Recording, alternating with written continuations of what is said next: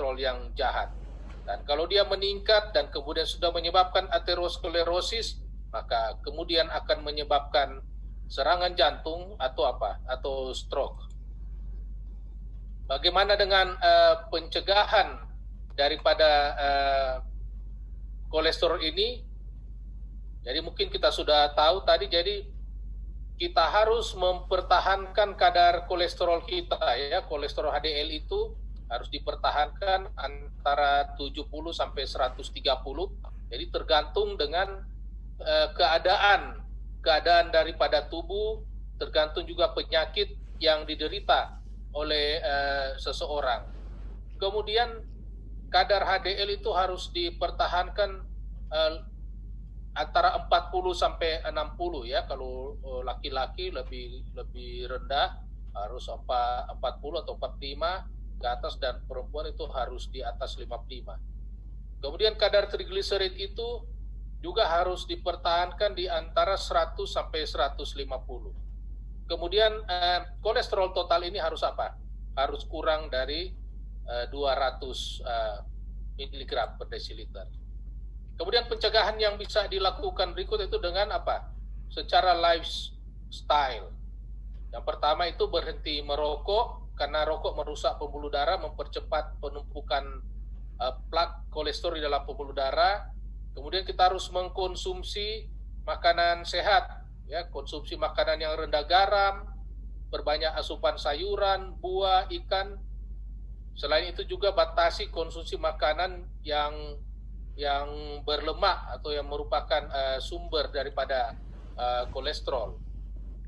Kemudian harus meningkatkan aktivitas fisik, harus rajin berolahraga.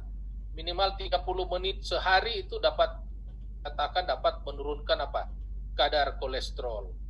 Kemudian harus mengurangi berat badan, ya, karena berat badan yang berlebihan itu akan berhubungan erat dengan peningkatan kadar kolesterol.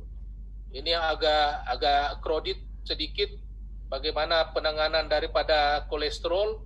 Jadi kalau secara kedokteran ada kelompok-kelompok resiko yang harus diperhatikan, ya, apakah dia sebagai sangat risiko tinggi, kemudian yang primary hyperkolesterolemia, kemudian ada yang risiko tinggi, dan selanjutnya.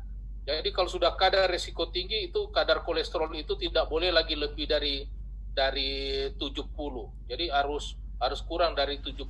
Jadi kita harus mempertahankan, harus berusaha pada pasien-pasien yang risiko tinggi untuk untuk menurunkan kadar kolesterolnya. Dan kalau kita melihat, bukan cuma obat-obatan yang digunakan di sini, tetapi juga kalau kita melihat di bagian kanan ini, maka kita juga harus secara bersamaan dilakukan bersama-sama dengan modifikasi lifestyle seperti yang sudah disebutkan sebelumnya. Jadi inilah penanganan atau sedikit tentang kolesterol. Saya hanya membacakan satu ayat dalam Roma 12 ayat 1, karena itu saudara-saudara, demi kemurahan Allah aku menasihatkan kamu supaya kamu mempersembahkan tubuhmu sebagai persembahan yang hidup, yang kudus, dan yang berkenan kepada Allah. Itulah ibadah kita yang sejati.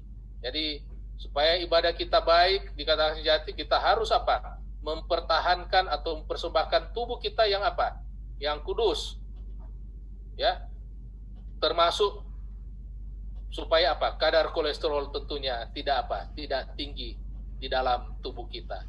Kiranya Tuhan memberkati kita, dan biarlah ceramah kesehatan yang pendek ini dapat bermanfaat bagi kita semua. Terima kasih, Tuhan berkati.